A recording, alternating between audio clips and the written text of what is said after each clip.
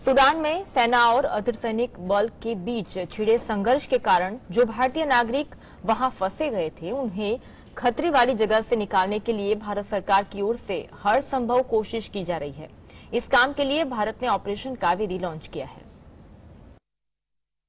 Operation Kaveri को लेकर भारत के विदेश सचिव विनय क्वात्रा ने कहा कि भारत सरकार का ध्यान इस पर है कि जोखिम वाले इलाके में फंसे हर भारतीय को जल्द से जल्द निकाला जाए।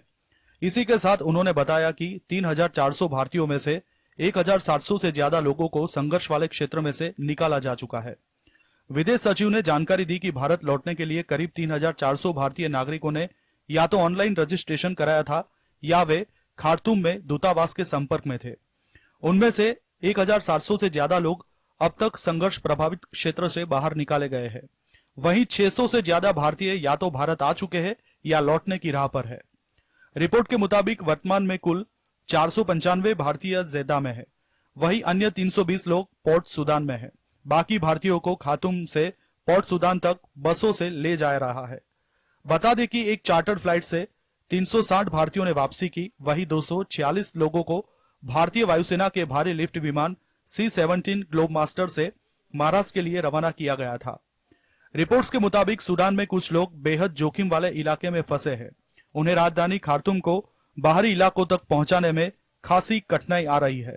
भारत की ओर से यह सुनिश्चित किया जा रहा है कि भारतीयों को सड़क मार्ग के जरिए पोर्ट सुदान के लिए लाया जाए, फिर वहां से लोगों को सुदपोतों और सेना के विमानों के जरिए सऊदी अरब के जेद्दा ले जाया जाए। सूडान में मंगलवार को 72 घंटे का संघर्ष विराम शुरू हुआ था, जिसके बाद भारत ने अपने नागरिकों को वहां से निकालने का प्रयास शुरू कर दिया था। Bureau report, GSTV। अर्जुन खड़गे की गलती ने फिर भाजपा को मौका दिया है, क्योंकि साल 2007 से 2023 तक कांग्रेस ऐसे ही विवादित बयानों में फंसती जा रही है। हालांकि इस बार खड़गे ने अपने बयान की तूल पकड़ने से पहले ही अपने बयान को लेकर माफी मांग ली है। कांग्रेस अध्यक्ष मल्लिकार्जुन खड़गे की पीएम मोदी पर आपत्तिजनक टिप्पणी करना खड़गे ब्रिगेड के लिए भारी पड़ सकता है। मल्लिकार्जुन खड़गे के लिए अब खुद का या फिर पार्टी का बचाव कर पाना आसान नहीं होगा। कर्नाटक विधानसभा चुनाव के लिए सियासी पारा चढ़ ही रहा है कि कांग्रेस ने भाजपा को बैठे बिठाए एक बड़ा मुद्दा दे दिया है। मल्लिकार्जुन खड़गे ने कलबुर्गी में एक चुनावी रैली को संबोधित करते हुए पीएम नरेंद्र मोदी को जहरीले सांप जैसा बताया और कहा कि चखने वाला मर सकता है। खड़गे के इस बयान को भाजपा ने हाथों हाथ लिया है और कांग्रेस पर तीखा हमला बोला है। साफ है कि भाजपा इसे चुनावी मुद्दा बनाएगी और सीधे मोदी पर आपत्तिजनक टिप्पणी करना खड़गे ब्रिगेड के लिए भारी पड़ सकता है।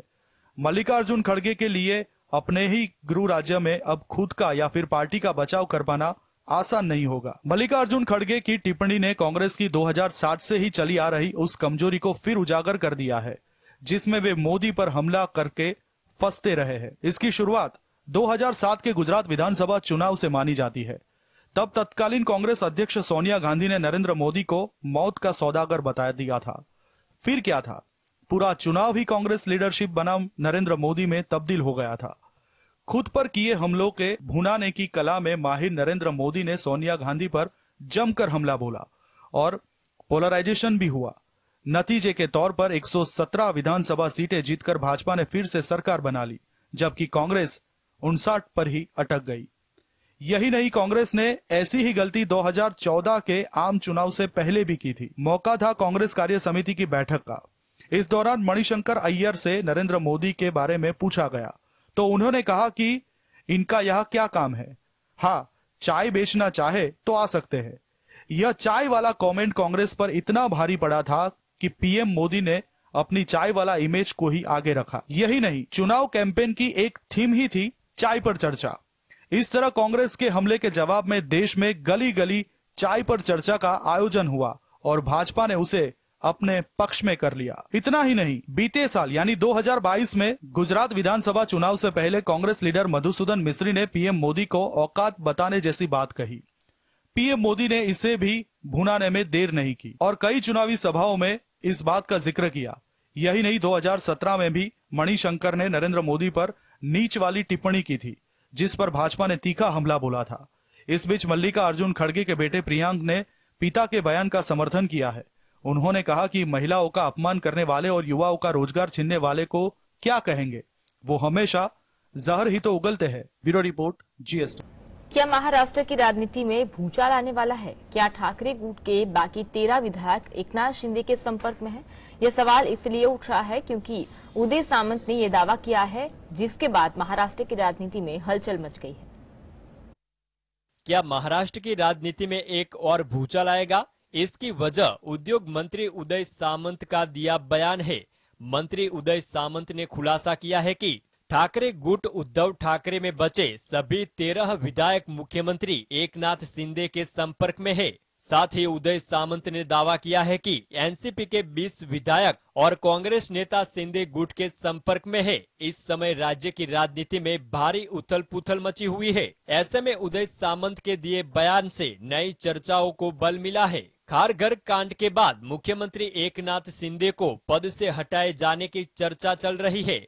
उदय सामंत ने कहा कि संजय राउत दुनिया के सबसे बुद्धिमान और विद्वान व्यक्ति है, इसीलिए मैंने अब उनके बारे में बात करना छोड़ दिया है। उसके सामने प्रतियोगी के रूप में संसार में एक भी विद्वान नहीं बचा है। दुनिया के विद्वानों से ज्यादा कॉमन सेंस राउत के पास है, उनके बारे में क्या कहना। इस बीच प्रदेश की राजनीति में कई घटनाक्रम हो रहे हैं। कहा जा रहा है कि महाराष्ट्र को नया मुख्यमंत्री मिलेगा। इसी तरह एनसीपी नेता और विपक्ष के नेता अजित पवार के नाम की भी चर्चा जोर पर है। साथ ही एनसीपी के कई कार्यकर्ताओं द्वारा राज्य भर में अजित दादा भावी मुख्यमंत्री सामग्री वाले बैनर प्रदर्शित किए गए हैं। Bureau report, GSTV। Fasaluddin Owaisi Bihar सरकार पर बरसे है। पूर्व सांसद आनंद मोहन रिहाई के मामले को लेकर अब राजनीतिक बवाल भी शुरू हो गया है। आखिर क्या कहा ओवैसी ने, आइए जानते हैं। AIMIM के चीफ और सांसद असदुद्दीन ओवैसी ने बिहार के पूर्व सांसद आनंद मोहन की रिहाई को लेकर बड़ा बयान जारी किया है। उन्होंने कहा कि ये दूसरी बार कृष्णैया की हत्या है। इस मामले में बिहार की IAS एसोसिएशन चुप है। उन्होंने पूछा कि क्या उस समय लालू यादव की सरकार नहीं थी? क्या उन्होंने उनकी पत्नी से मुलाकात नहीं की थी? अब कौन सा IAS अधिकारी बिहार में जान जोखिम में डालेगा? असदुद्दीन ओवैसी ने कहा कि 5 दिसंबर 1994 को एक दलित IAS की हत्या की गई, जब वह महज 37 साल का था। उन्होंने क्या किया? आखिर अब कौन सा IAS अधिकारी बिहार में जान जोखिम में डालेगा? कृष्णैया ने मजदूरी कर पढ़ाई की थी। उन्होंने कहा कि वह कृष्णैया के परिवार के साथ है और ये भी उम्मीद करते हैं कि एक बार फिर इस मामले को लेकर सोचा जाएगा। दरअसल बिहार सरकार को जेल नियमावली में बदलाव करने और गैंगस्टर से राजनेता बने आनंद मोहन की रिहाई का रास्ता साफ करने के लिए आलोचनाओं का सामना करना पड़ रहा है। इसी को लेकर ओवैसी ने भी इस पर सवाल खड़े किए हैं। उन्होंने पूछा कि क्या एक बार फिर बिहार में सनलाइट या रणवीर सेना आने वाली है क्या? ओवैसी ने कहा कि ऐसे कदम केवल सियासी फायदे के लिए उठाए जा रहे हैं। पहले बीजेपी सरकार ने बिल्किस के साथ रेप करने वालों को रिहा किया था, अब बिहार सरकार ने एक और दोषी को रिहा कर दिया है। ये कौन सा सामाजिक न्याय है? जब बिल्किस बानो के साथ रेप करने वाले दोषियों को छोड़ा गया था, तब बीजेपी के कोई भी नेता ने उसका विरोध नहीं किया था। Bureau report, GSTV। रूस और यूक्रेन युद्ध से एक बड़ी खबर आ रही है। एक ब्रिटिश अखबार की रिपोर्ट पर अगर यकीन करें तो यूक्रेन ने रूस के राष्ट्रपति व्लादिमीर पुतिन की हत्या की नाकाम कोशिश की है। अखबार का दावा है कि यूक्रेन ने विस्फोटकों से भरे ड्रोन का प्रयोग पुतिन की हत्या करने की कोशिश में किया। यह खबर ऐसे समय में आई है जब चीन के राष्ट्रपति शी जिनपिंग ने करीब 1 घंटे तक अपने यूक्रेनी समकक्ष वोलोदिमीर जेलेंस्की से फोन पर बात की है। फरवरी 2022 में शुरू हुई जंग में यह पहला मौका है जब जिनपिंग ने जेलेंस्की से बात की। जिनपिंग ने जेलेंस्की के सामने शांति प्रस्ताव की पेशकश भी की।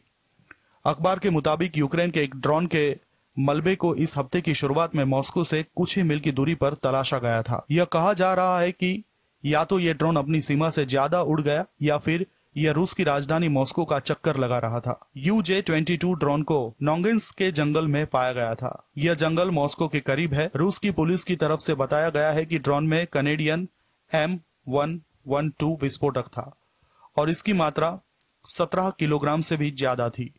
दावा किया जा रहा है कि ड्रोन व्लादिमीर पुतिन को मारने के मिशन पर था।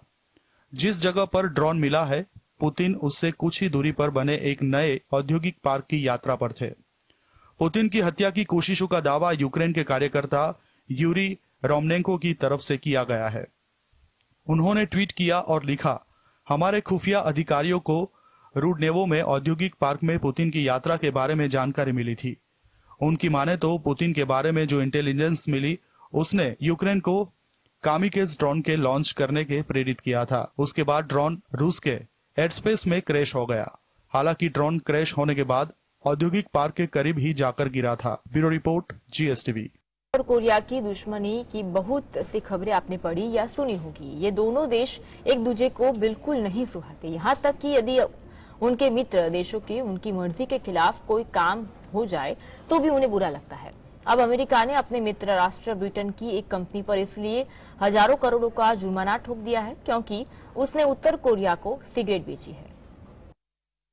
अमेरिका ने दुनिया की सबसे बड़ी टोबैको कंपनी में शामिल ब्रिटिश अमेरिकन टोबैको कंपनी पर 92,000 करोड़ रुपए का जुर्माना लगाया है। अमेरिका ने यह कार्यवाही तब की है जबकि BAT के एक सहायक ने तानाशाह किम के देश को सिगरेट बेचने की बात स्वीकार की। खुलासे के मुताबिक उनकी डील 2007 से 2017 के बीच की गई थी। यूएस डिपार्टमेंट ऑफ जस्टिस ने बताया कि BAT ने उत्तर कोरिया के संस्थानों को सिगरेट बेचने के लिए कई वित्तीय घोटाले भी किए थे। रिपोर्ट्स के मुताबिक 2007 से 2017 के बीच में BAT ने सहायक कंपनियों के जरिए अमेरिकी प्रतिबंधों का उल्लंघन करते हुए उत्तर कोरिया को करीब 35,000 करोड़ रुपए के तंबाकू उत्पादक बेचे थे। सिगरेट एवं तंबाकू उत्पाद बेचने के आरोप में ही अमेरिका ने 52,000 करोड़ रुपए का जुर्माना लगाया है। वही एक बड़ी बात यह है कि बिक्री में शामिल उत्तर कोरिया के बैंकर सिम यॉन शॉप, चीनी सहायक किन गुओमिंग और हान लिनलिन के खिलाफ भी क्रिमिनल चार्ज लगाए गए हैं, मगर वे तीनों आरोपी फरार है। आपको बता दें कि उत्तर कोरियाई तानाशाह किम जोंग उन सिगरेट पीने के शौकीन है। पिछले साल मई में अमेरिका ने यूनाइटेड नेशंस की सिक्योरिटी काउंसिल से उत्तर कोरिया को तंबाकू निर्यात करने पर प्रतिबंध लगाने के लिए कहा था। हालांकि कोरिया के मित्र देशों चीन और रूस ने इस पर वीटो लगा दिया था।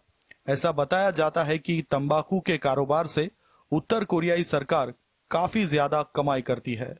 Bureau report,